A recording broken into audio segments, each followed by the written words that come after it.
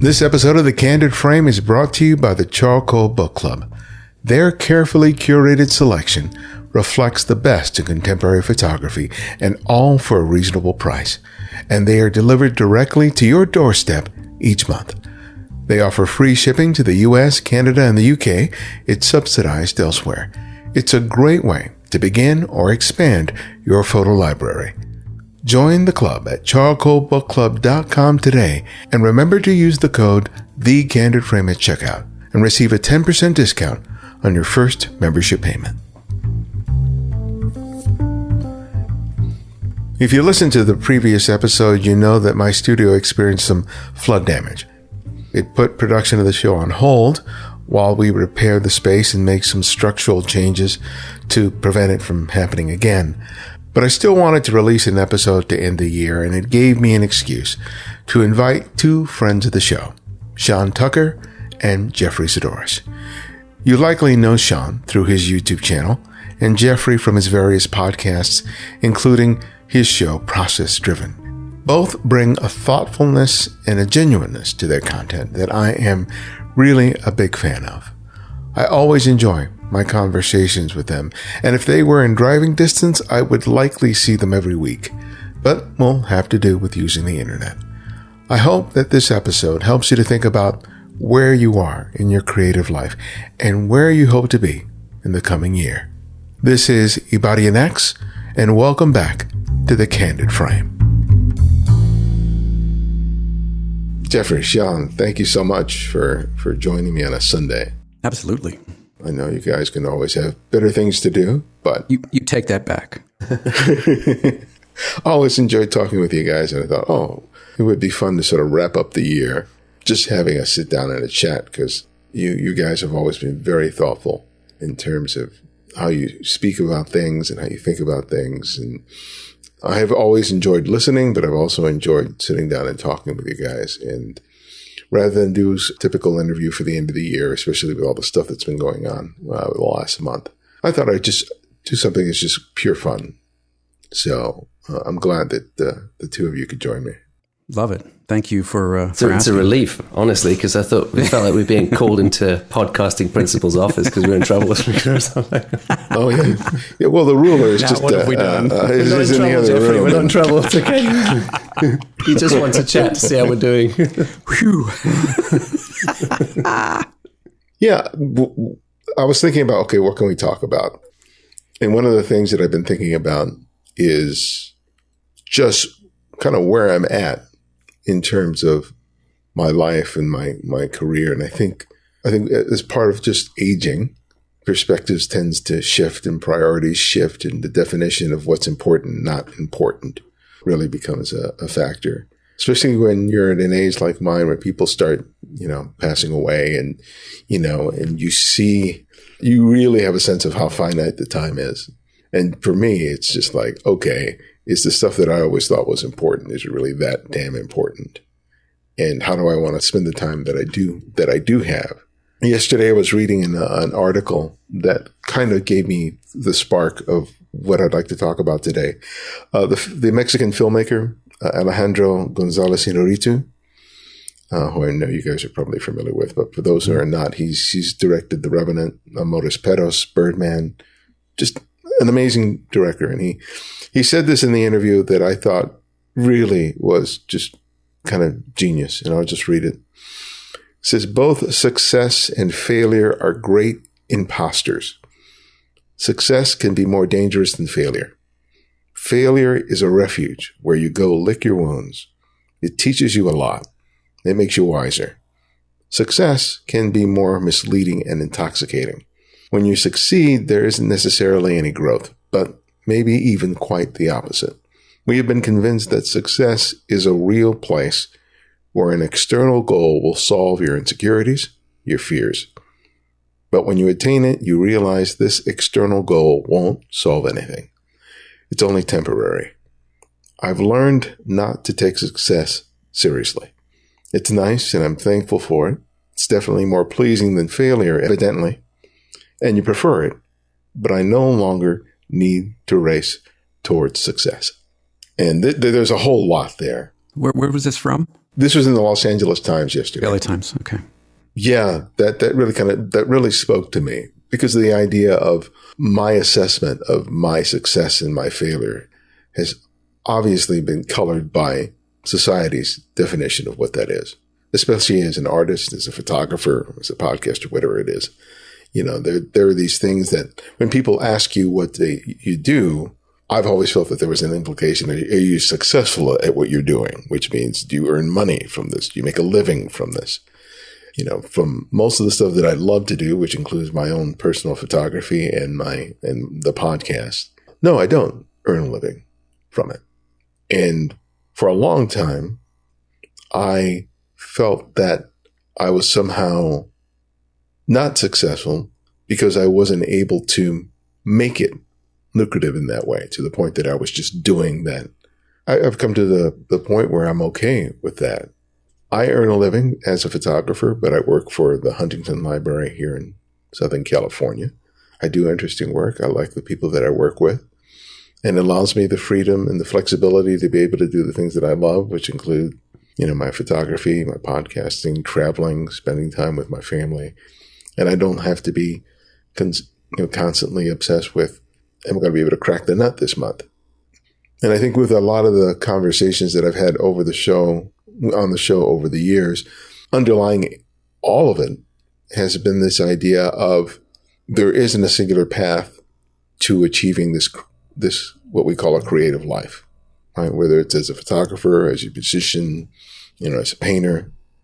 And I wanted just to sort of, I've been thinking about this in my own skull, but I thought, I can't think of two better guys to discuss that very concept with. Let's just sort of jump into it. And, you know, there's no formal reason for this conversation, just see where it goes. So either of you can sort of jump in and with your thoughts about what I just read. Can I ask a question? Yeah. Have you ever defined success for yourself? And the reason I ask is because I think for me, the way I feel about myself most of the time, I purposefully haven't defined success.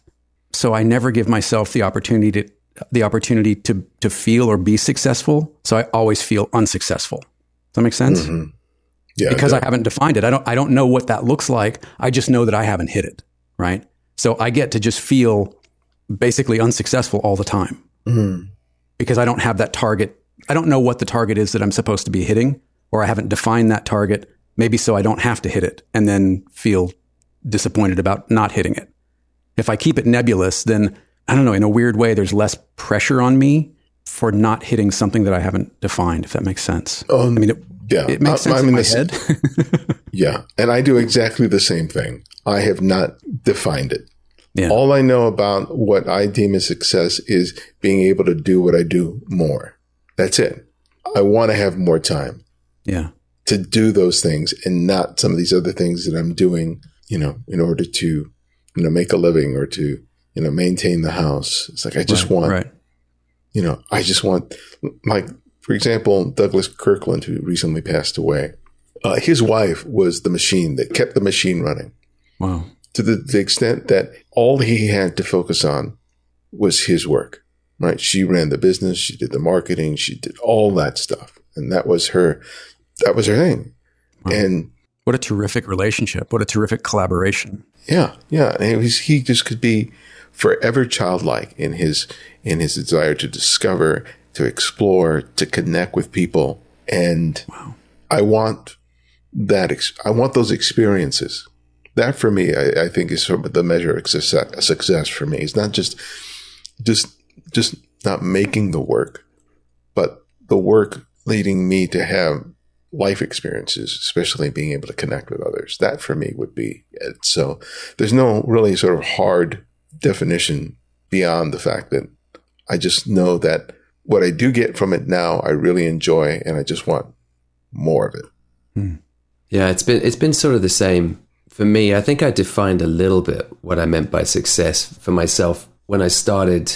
Certainly, when I started the YouTube channel, I read that now infamous Kevin Kelly 1,000 True Fans article, and I always had in my head, I don't care what what big number ever comes attached to what I do. I just need enough of a core group of people who care about what I do, like you say, that will fund my life so I can live and keep making that work. And I've been very lucky that for 3 years that's been possible, but it's going away. And that I've had to face is like, that's not going to be there forever. I think there's an assumption, like, if you set up a goal for yourself like that, once you cross a threshold, you can relax because it's there forever. And that's never true. Mm-hmm. I don't think. It's very fleeting. So I'm already having to adjust and think about the future. And I'm taking myself back to school to study again, to work out what the next career looks like, because I don't trust anything that's happening now. I mean, if it tells me anything, it tells me that maybe the striving for whatever it is a constant state. And if we don't get used to that, then maybe we always feel like we're failing. I don't feel like I'm failing. I also don't feel like I'm failing because what I'm doing is plateauing and not really growing anymore. People aren't watching as much anymore. I don't feel like I'm failing because the work that I'm producing, I honestly think is better than it's ever been. Just taste change and people move on. But the work isn't worse. It just means that this is how things go in reality. And so that means that I need to change again and adapt again. And that's what I'm in the process of right now. But again, like I mean, like that Inuritu quote, I think I've learned enough by now to know that if that doesn't happen, I don't grow. Like I read a lot of spirituality stuff, and there's every spirituality has a version of this, but there's a guy from the States, Jeffrey will know, Richard Raw, who always says, we have a drinking game on the other podcast, yeah, take a drink, who says the only times you're growing as human beings are in times of great love or great pain. And that's always meant to me that in the difficult times where things are in flux or things aren't stable or known, I can pay attention because those are times when I'm actually going to be developing. And I think the same is true for whatever artistic outlet you have. If you can just coast because you feel like whatever you're doing is working for you and you're quote unquote successful and you've hit some kind of goal and it's stable, chances are you're riding that out and you're not looking for the next thing because whatever it is working. You're not adapting, you're not adjusting, you know? Jeffrey's got his hand up. This is weird having video with Jeffrey. What if you feel like you're coasting, but you don't know where to pivot? You can't. Sean and I talk about open world games a lot. And I hate open world games because I don't like being just dropped into the world and saying, okay, you can do whatever you want to do, go do something. And yet that's pretty much my daily life. I can do whatever I want to do, but it's deciding what to do and trying to figure out the parameters and implications and payoffs and what it's going to cost. And like all of those things weigh into it. And I end up feeling paralyzed because even though I have all of this freedom, I don't know what to do with it. Does that make sense? No. Yeah. You're speaking to a mirror, you know, because you're on the same page. Yeah. I really am reliant on structure. That's how my brain works. I have to be things, either they have to be structured for me or I have to structure them myself. And the idea of just pivoting on sort of an impulse does not work for me, right? Because there's no sort of clear path, which is kind of odd considering that I thrive on that when I'm photographing on the street. That not knowing what's next or what's around the corner or what's, you know, I love that on the street. But when it comes to other things, I feel like I don't have the bandwidth to be able to, it's not so much make the good choices, but to make choices consistently that it results in an outcome that I want. Right. Yeah. Right. That those choices are consistently leading somewhere in roughly the same direction at roughly the same pace. Yeah, right there with you. Because I know that there's going to be moments where I realize, oh, you know, I'm off course and all this stuff. And it's not that I have to have it rigidly defined. I just have to be in the sort of the ballpark. And my radar is never been like that. I mean, I've tried to like make a plan on paper, but even that process gets me stumped, right? Because I'm trying to think ahead so many steps, and then at some point, it just becomes a fog. Yeah. Yeah. I just came back from London, and like I'm spending time with like 2 photographers who are both working on longer term projects. One was Joshua Jackson, the other was Maria Lax, both of whom have put out books before and long term projects. And just talking to them, I realized like that's, in terms of the photography, that's the next part of the journey. What you're saying is working in one vein for a while and to produce a body of work rather than what I've been doing up until now, I think, which is just going out and capturing whatever I happen to see on a day, letting life come to you rather than going out to it. I mean, it's the last 5 years I put out these little books they're just called collections, which are 90 images from that year. And I'm stopping that this year. Next year, beginning of next year, I'm going to start doing shorter form zines around a theme, because I know that's now where I have to grow up as a photographer. I have to stop just going out and taking whatever comes at me, and I have to start in the quiet of my office at home, choose a direction to go out and then try. And that doesn't mean it will work.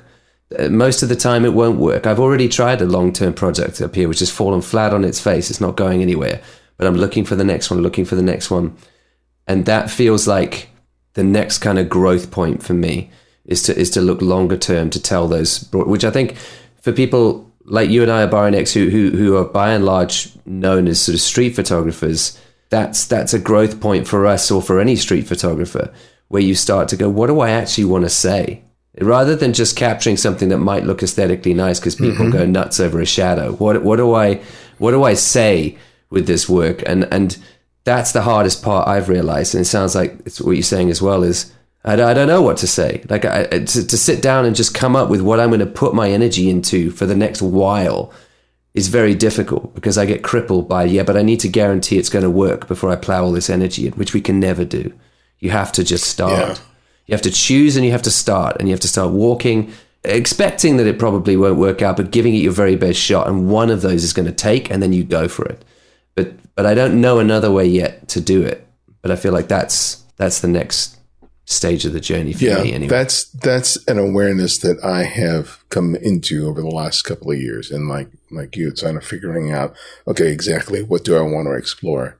And I had a conversation yesterday with Harvey Stein, who's a legendary street photographer. He's been making books and photographs for over 50 years.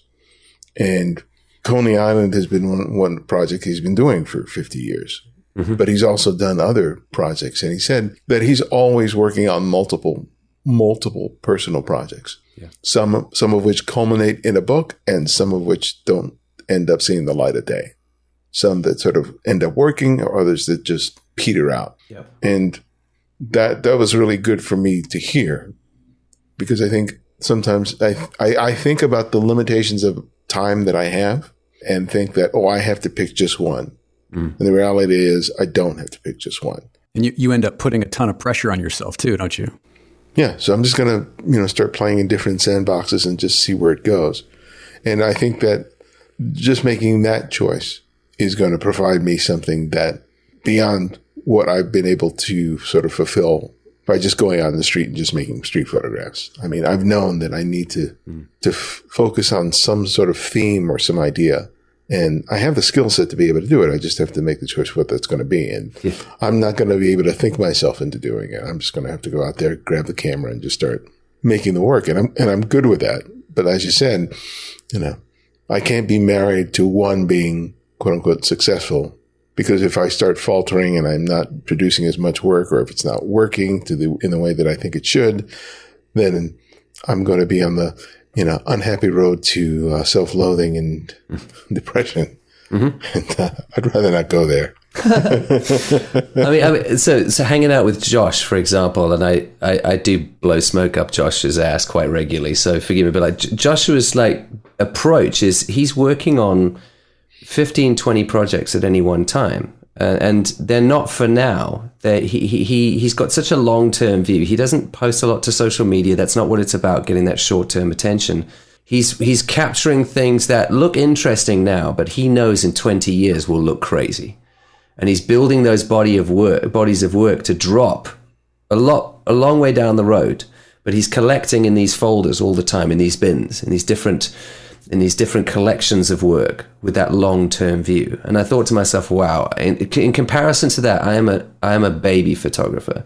I've got a long way to go. That's how the greats approach this stuff. And so what I've done very recently, maybe this is a good thing to try, is these zines that I'm doing are a very small step in that direction. They're going to be very kind of discardable, lightweight zines, but it's just an attempt to make them more thematic and to pair them with writing. Is to just, I started going through all my work from the last 5, 6, 7, 8 years and start to see if there are themes already in all those images and put them into those folders. And I found when I walked away at the end of the day, I already had 40 folders with different themes. I'm like, okay, so it's already there. I'm just not paying attention because I'm going after, this is an interesting single image that I could show people today that would get me some short-term attention, is absolutely the wrong goal. Instead of, what am I intuitively drawn to? And could I develop 1 or 10 of these in the long run? Gives me a starting point that I don't have to sit on a couch from scratch and come up with a brilliant idea. I can look to what I'm already being intuitively drawn to. Been really helpful for me anyway. How's this been with your painting? Similar in a lot of respects. I mean, I think I've spent a lot of time just exploring different kind of processes and techniques, but I haven't really said anything.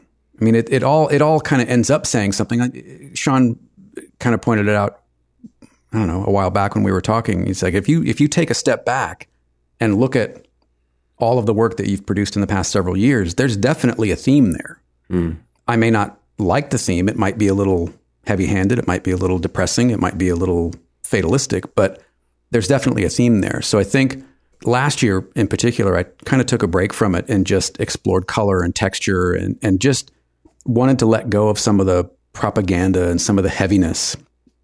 It's still there, but if I lean into it too hard, I get sucked down by it, because it's a lot of it. It's a reflection of what's going on in the world, or it's a reflection of what I'm drawn to, or it's a reflection of just how I am in the world, which is not hugely happy normally, despite being happy when I'm making the work. So that's kind of interesting. But yeah, there are definitely some thematic projects that I'm looking at for next year. One of them, Sean and I have talked about it a little bit. I want to do something around JFK because it's the 60th anniversary of his assassination, and a listener happened to, just out of the blue, had a family member pass away, and they had this treasure trove of original ephemera around JFK.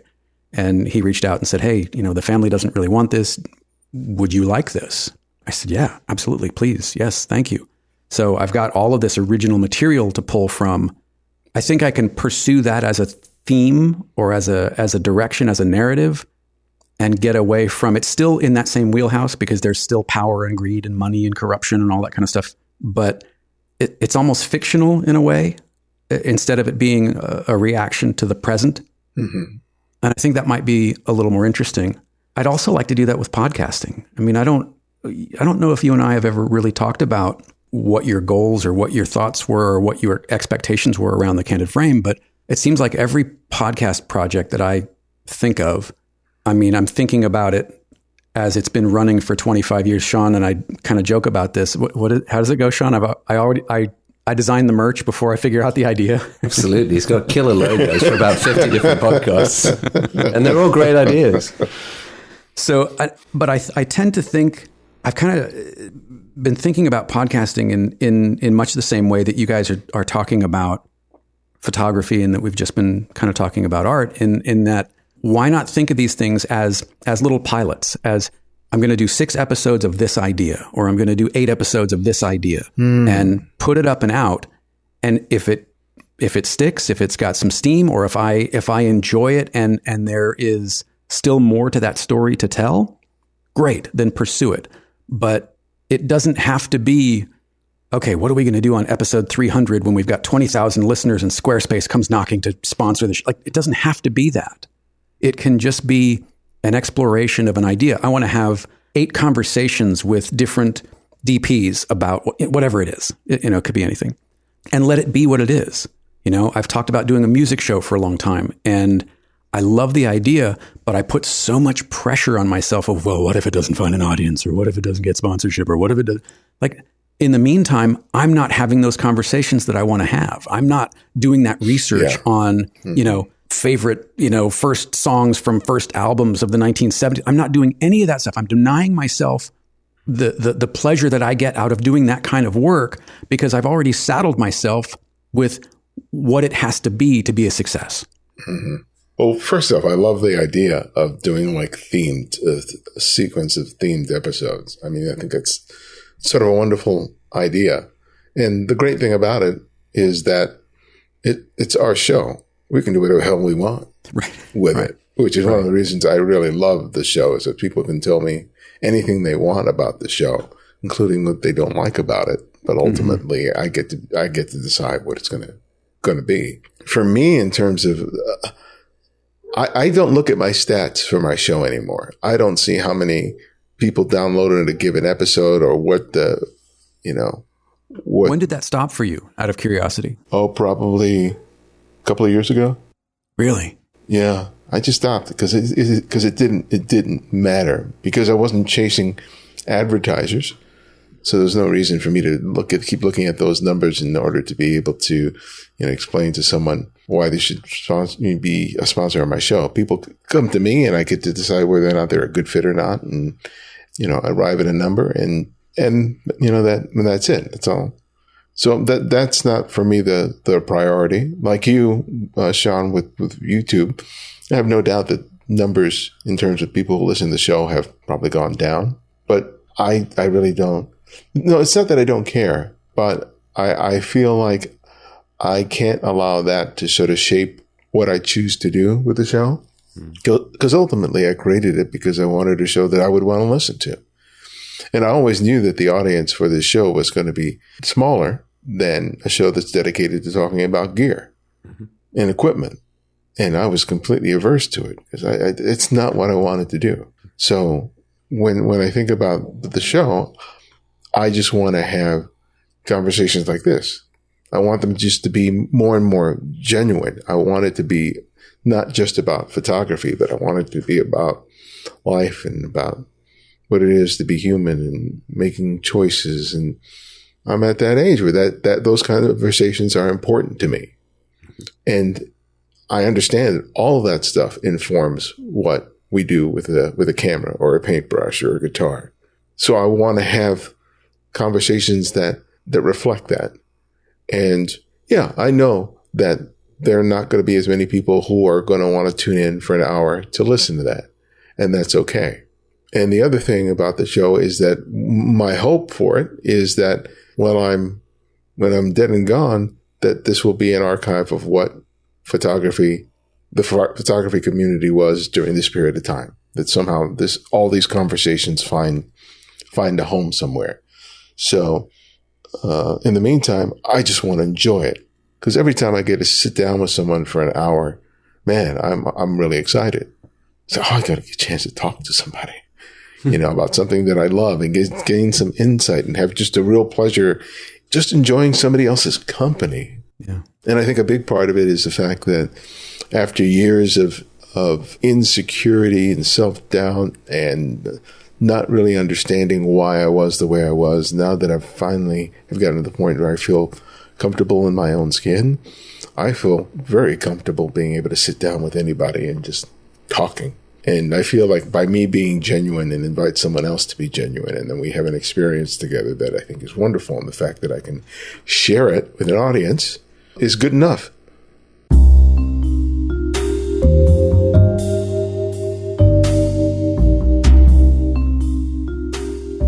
I get approached by people and businesses that want to appear as either guests on the show or they want to be a sponsor. But it's often clear to me that they've never listened to an episode and don't know what the Candid Frame is about. And when that happens, it's easy for me to say no to them because it's really important to me that I associate myself with people who understand why this show exists. I want them to get and support the work that we do. The Charcoal Book Club does that, and the feeling is mutual. They are a photo subscription service that supports the work of great photographers and gets their books into the hands of photographers and book lovers, and that's something that I believe in. When a new book arrives on your doorstep, you are guaranteed not only a quality monograph, but work that you will appreciate and that will inspire you. Regardless of the genre of photography you practice, you'll find something you will likely return to over and over again. And if you don't like that month's release, you can choose an alternative book of equal value in their catalog. They offer free shipping to the US, Canada, and the UK. It's subsidized elsewhere. Sign up today and make sure to use the promo code TheCandidFrame at checkout to enjoy 10% off your first membership payment. Becoming comfortable in your own skin, how did that affect your curation process of who you wanted to talk to? Did it have an effect on who you would allow yourself to approach or who you wanted to approach as you started feeling more and more comfortable? He's asking for a friend.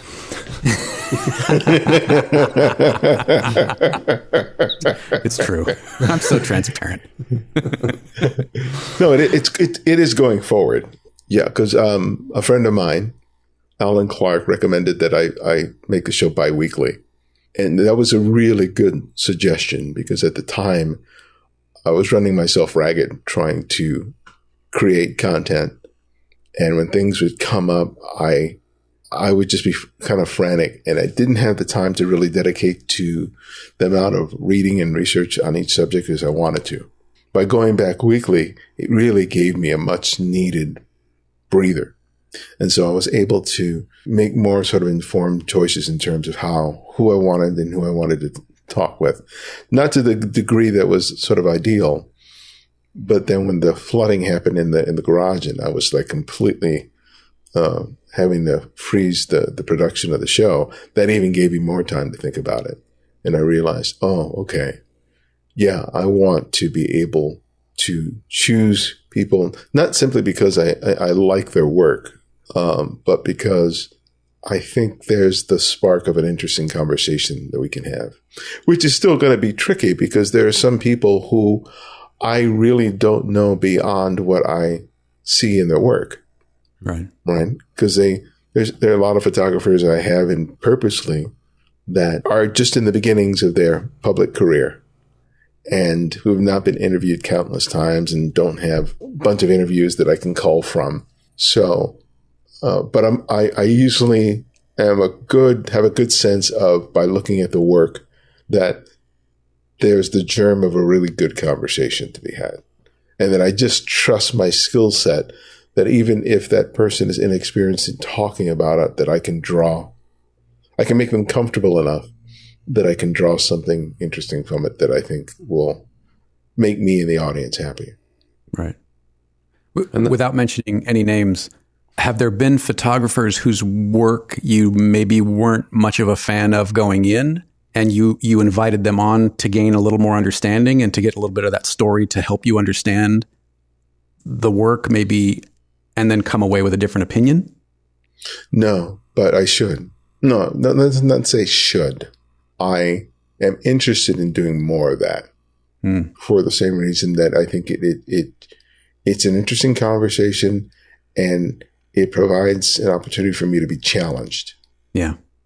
It also sounds like it's been a case for you of, because you've mentioned sort of finding a comfort with your own skin, but it also sounds like you now have a comfort with your own skills as somebody who can talk to people and interview people. That gives you now a freedom. Plus, you've reordered what you care about now. I think it was that Comedians in Cars show, the Jerry Seinfeld one. Yeah. And he had Alec Baldwin on. And he was asking Alec Baldwin, what's going on these days? And Alec Baldwin said something like, I'm getting to the age now where the list of things I have to do before I die is getting shorter and shorter. But he said, I really have to do those things on that list. The things that are left, I really have to do them. And it sounds like there's like a really nice distilling process for you. So in combination of getting to know yourself very well now, trusting your skills and what you have to offer, being really, really clear about what you care about now, that moving into whatever you do next, maybe whether or not that's quote unquote popular is far less important to you. But the thing I heard you say is about this archive of work you're making. It's legacy stuff, and I've certainly felt that the last few years is what I make now has to be something that survives after I die in some form. And maybe the book I put out last year is the closest I've got to that. Like, this is what I believe here at this point in my life. It exists in the world and will do after I'm gone. I don't care how many people are reading it. I just care I left it behind. Like, that's more and more important to me now than chasing numbers. That doesn't look like success to me anymore. It looks like a waste of time in some ways, because that's not about meaning. It's about filling a neediness in my soul, rather than like, no, I need to make work that means something, that lasts after me. Maybe some of that going on. That neediness, I think, is integral to why we do what we do. Mm-hmm. You know, the reason why we choose to create the things we create is it fulfills a need, whether we understand the why of it or not. There's no real logic to it oftentimes. It's all about emotion, the way I feel physically. I mean, there's not a creative that I've ever really had a significant conversation about who's looked at it in a clinical way. You know, yes, it's the technical process, whatever way, you know, you choose to create, but ultimately it's about how it feels. And I think that, and I really want to hear you guys sort of riff on it. It's like, it's not just about feeling good. It's just about feeling. It's about feeling good, feeling bad, feeling up, feeling down, embracing all of it and using it in whatever way that you can in that moment to make something. Because if I only wait to create something when I feel good, I produce 3 episodes a year. Yeah. For me, I guess it's different kinds of feeling. It's when I say neediness, I think I've had to admit in my own life that there's a part of me that wants to make things because I want to work out what will be popular, because I don't feel like I'm enough. And I feel like if I make something that's popular, people tell me it's good enough, and that means they think I'm good enough. And that's where it gets very messy. And those feelings you have to be very careful of, because that's not a good motivator, because you will make middle of the road crap because you think it's popular, because you need to prop yourself up, your failing self-esteem. But at some point, there's a different kind of feeling that comes in. There's like a deep sense of satisfaction after a piece of work that you've made, and it's not about how many eyeballs it got on it. It's about the depth of the response from the few who came to that work. That starts to take over and become more and more important. And that for me is now what drives me. Jeffrey and I have talked about this often. It's like, if we get an email because someone listened to the show, or because someone read my book or responded to a particular video or something that really affected their life. And I mean, there have been emails where people have said, I didn't take my own life because of something you've said. That one email, it's not even on the same scale as how important it is that I get X number of views on what I did. That stuff is so frivolous and irrelevant. And the motivation is shifting now. So I'm looking for that second kind of feeling where it's like, this is meaningful work. This is important work, rather than this is popular work. Because the affirmation you get from popularity is so fleeting and not important, and ultimately not satisfactory, because no matter what level you think you would reach where you'd feel satisfied, when you get there, you won't. It doesn't work like that. But one person thinking something you did was meaningful will top you up motivation-wise for the rest of the year. And I've experienced that over and over again. So my target has changed completely now. And I'm trying to work out how to make the more meaningful stuff, not the more popular stuff. If that makes sense. Yeah. But you said something interesting just now in terms of making the important work. What's it mean? I know what it means for me.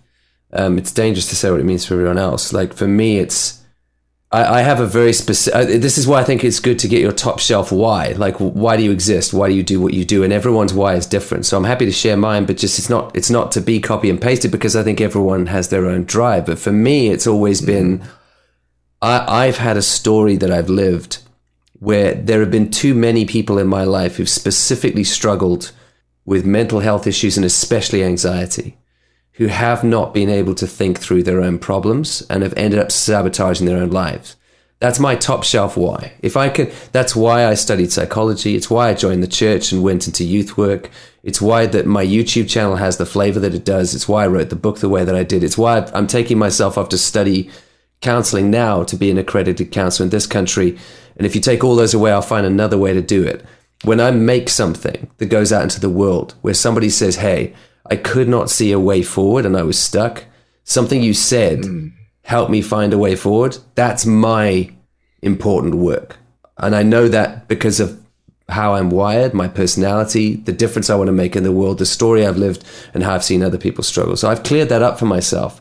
That's why I think it's really important to do that kind of introspection beyond just what do I want to make and what will people like on Instagram.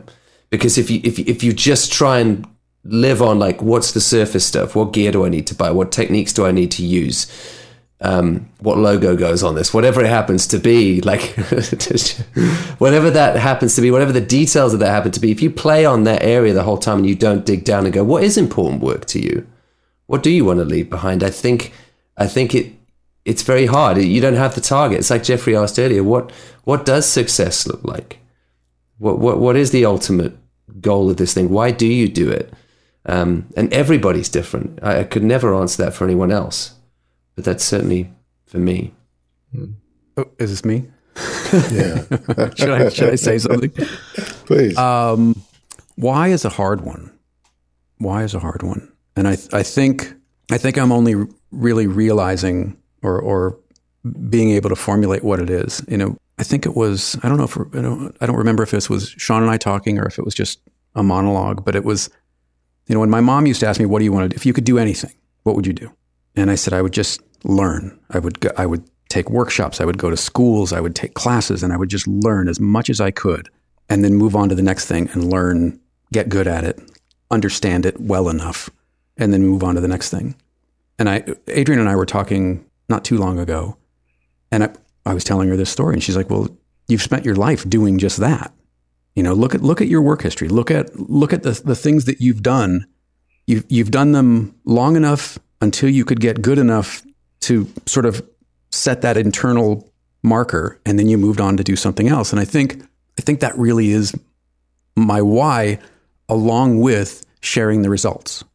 You know, if I can keep learning new things and keep experiencing different things, that makes me able to talk to more people and not be an outsider asking questions, but feel like I can be part of a conversation. You know, I feel like whether I'm talking to somebody who's been in the theater or somebody who's a blue collar worker or somebody who is a photographer or somebody who's a writer, whatever it is, there's a long list of people I feel like I can have I may not know all of the details and nuance of their particular vocation or endeavor or whatever, but I can be present in the conversation. I can be the audience asking questions, and then I can record that and signal boost that and release that, and maybe somebody else hears it and it changes the course of their life. Or as Sean said earlier, we get these emails where something that we've said or he's said or I've said or whatever, it elicits a response that transcends likes, follows, money, power, prestige, because it's vulnerability. It's allowing yourself, and I've done it with people. I've reached out to people and been as vulnerable and as honest and as in some cases effusive as I can about what they've said or done or produced and how it affected me. And I think, man, at least for me, that's the it, right? Is being seen and allowing someone else to be seen. You know, I've said for a long time, and I think you and I, Barry and X, have had this sort of same realization that our job is to make space. Our job is to make space so that person on the other side of the mic feels safe and comfortable and can share a bit about their lives with us. Man, that's my why, is just to live honestly, live curiously, live in a perpetual state of potential vulnerability so that people can see that that's okay to be that way back to me. Right. Yeah. Vulnerability is a superpower. It is. And it's one of the things that makes you the best at what you do. You know, I mean, the way you show up in your show and have for 74 years now that you've been doing the show. 76, please. I'm sorry. You know, yours was one of the early shows that I listened to.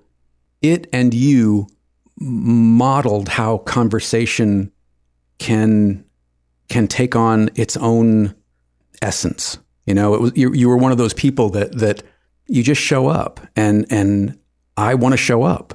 There are a few people that I kind of point to as models or sometimes even mentors of that, but that's all I really want to do. That's my drive. That's my why, I guess, is just to show up and be present and be honest and be fallible and be okay being present and honest and fallible.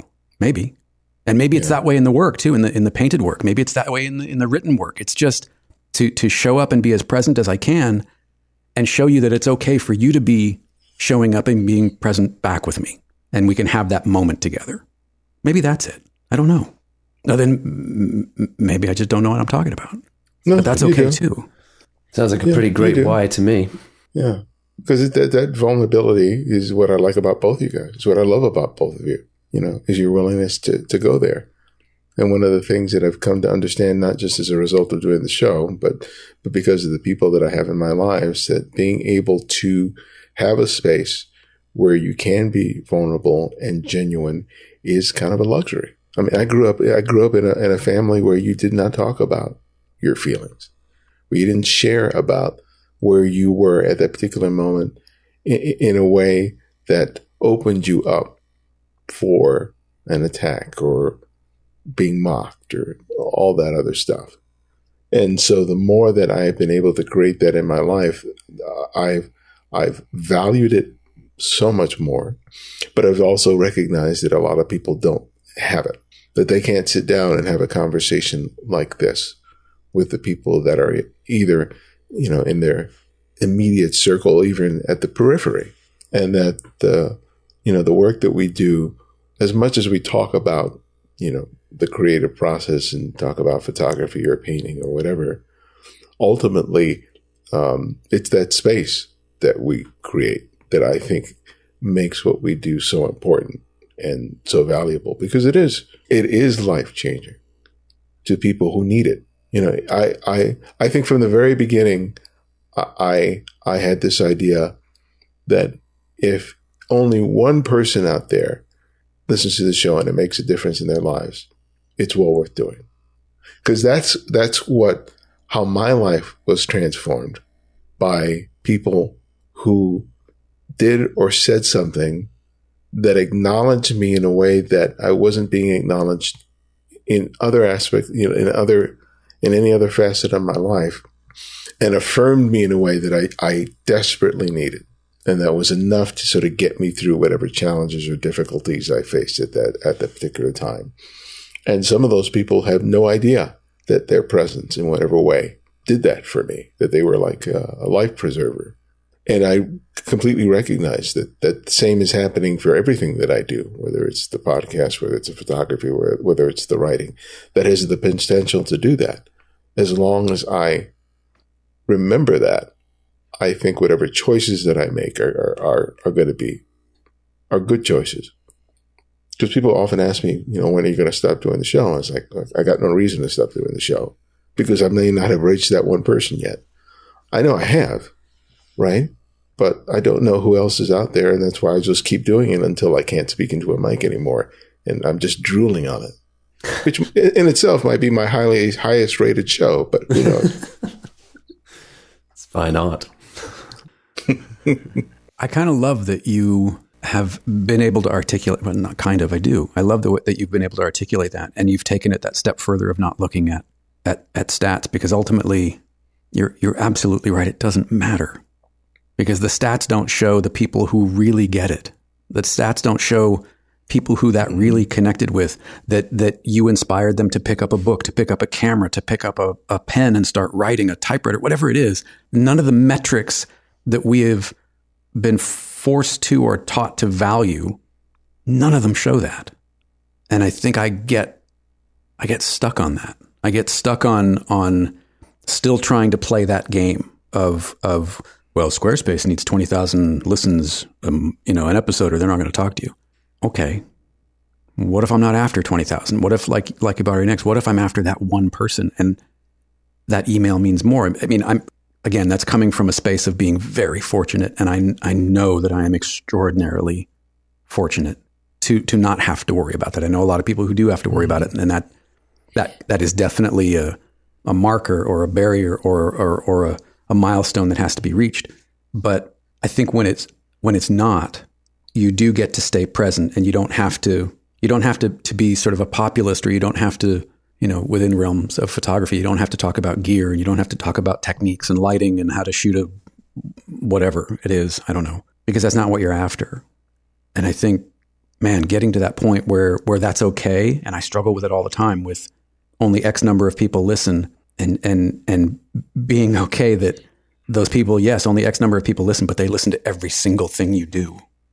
There's this core group of people. We do these little live streams in the morning, these morning walks, and it's become this small group that shows up every day, and there's an exchange there every day. Sean, you've been part of these. There are comments every day. It's bi-directional. It's not just me. It's important, and it's only 10, 12 people, 15 tops. Yeah. But I look forward to it in the morning, and I miss it when we don't do it. And that has to tell me something. That has to tell me that's important. If no one else, it's important to me, and it's important to the small group of people who show up. And that's all that counts, I think. Sean, you've been in an interesting position because creating the channel and it becoming a revenue source helped to sort of change the dynamics of your life to a large degree. And unlike me and Jeffrey here, we weren't reliant on it for our income. So a lot of these considerations that we're discussing in terms of not being obliged to numbers and stats and the up and down of audience is very different. So, you talked about, how the current situation is likely sort of shaping how you're looking at it. But can you talk about how that sort of shaped how you sort of looked at what you were doing and the kind of the choices you made? Yeah, I think it just came down to dealing with the temptation which everyone has to face when they start something like that. It gets a bit of traction. It is very tempting, especially when it's how you pay your bills or pay your mortgage, to go, well, I know how to, to use like icky corporate language. I know how to leverage this. Do you know what I mean? I can go out and I can make videos on gear. I know well that even if I just mention a lens enough in a video about something else, that I could put the name of that lens in the title of the video, it'll get many more views. But I'm also aware that I won't like my work very shortly, that I won't look back on it and go I think I made a great body of work here as a channel that I can leave behind when it's all said and done, because it will at some point be said and done, right? It's not going to go on forever. And I think I just decided very early on that that's not what this was for. I would rather, when I started that channel, I had a full-time job. It took me a couple of years to be able to step off and support myself with it. And in those first 2 years, there's a beautiful simplicity to it. Like, I don't need it to support me. I can make whatever I want to make and put it out there. And I think that in itself is quite attractive to people. Like this kind of positive defiance. Like, this is the work I want to make and want to see in the world. I'm not playing the game. And I was aware that it would plateau because it's only going to reach. I mean, how many people want to sit and listen to me witter on a counter for 20 minutes? I mean, that's a patience ask for sure. Like, I knew it was going to only hit a certain group of people that are interested in that kind of stuff.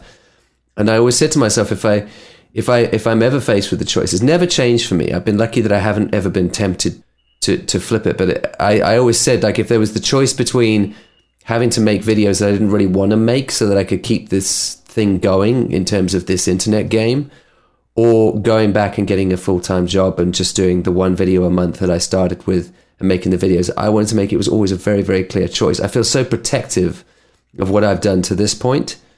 I wouldn't let anyone ruin that, myself included. And no, you couldn't pay me any amount of money to actually ruin what I've made to this point. That's how proud I feel of it. And I have lots of offers. I have, I mean, far less now, but I mean, certainly a couple of years ago, I had emails every single week offering me a lot of money to do videos on particular things. I had companies wanting to send me very, very fancy gear that I could have sold on, or they would give me a bunch of money on top of that. I could keep the gear. I had big camera brands offering me ambassadorships and all the rest of it. I was never tempted because I said there's There's a tone of voice I have to this that says it does not matter what camera you use. It matters that you go out and make the work. Make it on your phone if you want. And I would lose. It's something else I've been very, very protective over. I would lose my integrity if I changed that. And that's not downing anybody who does a gear channel or anything like that. If you started with that and that's what you want to do, good for you, go for it. There's no integrity issue there. But for me, it would be, because I said that's not what this is about from the beginning. And I would rather have this slide off into obscurity and go get a day job to pay the mortgage off, but stuck to my guns the whole way through. So that body of work lives after me as an integral whole, than make a mess of that work because it became tempting to make a bunch of money or to drag out that popularity for longer. It's always been pretty clear, thankfully, in my case. And something just came up for me because I talked about, the work, how I wanted to have a legacy after I'm gone, but it just spurred on what you just said. I think it may not end up being that. That's my hope that it is. But if it has, and it is, and it will change somebody's life, maybe that just has to be good enough. I've always felt like it's about realizing what we have control over and what we don't. I have control over making the work I really believe in and want to see in the world, but I don't have any control over the response to it, And I think the minute I get that in my head, I can turn the dial down on the pressure I put on myself. And we're all guessing. So making that important work, I think I know what that is for myself. I'm going to do the best I can, but I can't control how popular it is or how meaningful it is to people.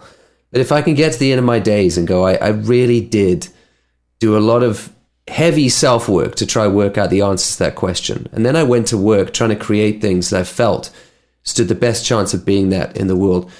As long as that was intention was there, what it did or didn't do outside of that was really never in my hands in the first place. It's just doing the work with some integrity, I think. Yeah. It's the best we can expect from ourselves. Well, if anything, I like the fact that I've been able to connect with you guys. Even though I was within probably a couple blocks of you in Paris a couple of years ago. You were within several feet of us. Personally, that's one of the things I'm very grateful for, especially my friendship with you, Jeffrey. Thank you. Same. We connected immediately, understood each other in ways that really we didn't have to sort of explain. I mean, yeah. When you speak and I speak, we both are very simpatico, which I really love. And with you, Sean, just even though we haven't had much time to speak, I feel the very same way about you. Just watching your content just lets me know the kind of man you are, the kind of presence you are. And there's a word in Spanish, sincero, which basically means sincere. But to me, that's always been the ultimate compliment that I can give another person, especially another man, sincero. And I feel that way about both you guys. Thank you. And hopefully I won't miss you as easily as I did that time. That was so fun. It would be great to see you in person, both of you. Yeah, I look forward to making that happen. But that's one of the things I'm very, very grateful for in terms of what the show has sort of provided me. And I think that would be a nice kind of wrap-up question for the conversation is in terms of all the stuff that all the work that you've done on your respective efforts, what are you most grateful for? Sean, go ahead. Something I'm currently very grateful for is I'm going around and doing these little sort of quite intimate talks around the book, getting in a room with people and hearing kind of those one-on-one stories about what we've been talking about how this work is connected with them. I'm just reminded again every time that happens that I'm really not concerned with how far this thing reaches or what numbers are attached to it. When you're sitting and listening to that one person tell you what something you did meant, which happened last week, on these talks in London, it just reminds you afresh why you do what you do. So. And for an introvert, it's not always easy, going into a room of people and talking and then sitting around for afterwards and having conversations with people. And, you get home, I get home socially exhausted, but I couldn't be happier. Like I would happily be exhausted like that every day because it's all the fuel I need to keep going. I think I'm most grateful for the ability to keep trying to figure it out.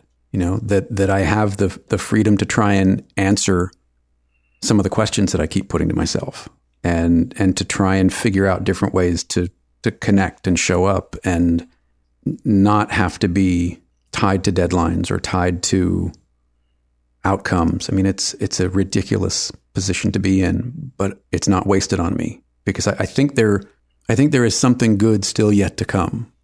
And maybe for the people who have connected with something that I've done or something that I've said, for you, hopefully there will be more of that. But for those people who have no idea who I am, and rightfully so, maybe I get to connect with you in the future. Maybe the freedom that I am afforded now allows me to figure out some way to connect with you, some way to tell you my story or listen to yours or do both. And it becomes something bigger in the process, maybe. Oh, guys, thank you so much for sitting down with me. I really enjoyed this. I knew I was going to, but I enjoyed it even more than I thought I would. And I just want to wish the both of you a very wonderful holiday and a great new year. And I look forward to connecting more than we have in the past going into the future. Same.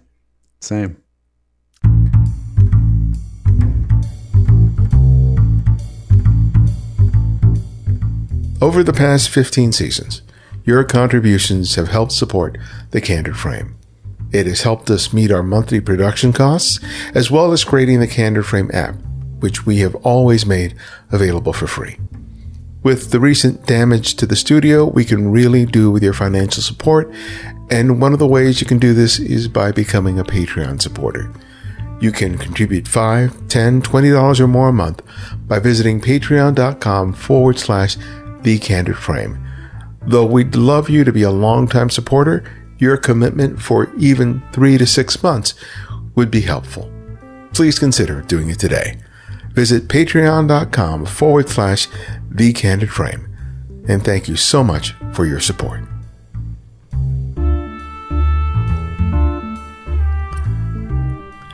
Thanks to Sean and Jeffrey for joining us. Find out more about Sean by visiting seantucker.photography.com and Jeffrey at jeffreysaddoris.com. And if you're a fan of our work, you can write a review on whatever service you use to listen to podcasts and share a favorite episode on social networks, be it Twitter, Facebook, or Instagram. Remember to use the hashtag #TheCandidFrame. You can support us financially by contributing via PayPal or Patreon. Thanks to Steve Nichols, David Libby, Raymond Combs, Mike from Switchback Guitar Works, Norma Dahlk, Willie Oraldi, and Brian Rudolph for their generous contributions. And if you can't find every episode of the show on whatever service you use to listen to podcasts, download the Candid Frame app, available for both Apple iOS and Android. And because of your generosity, it's free to download and use. No additional purchases are required. The Candid Frame's audio engineer is Martin Taylor, who you can find at theothermartintaylor.com. The show's senior producer is Cynthia Parker, and our music is from Kevin MacLeod, whose royalty-free music can be found at incompetech.com. And this is Ibadian X, and this is The Candid Frame.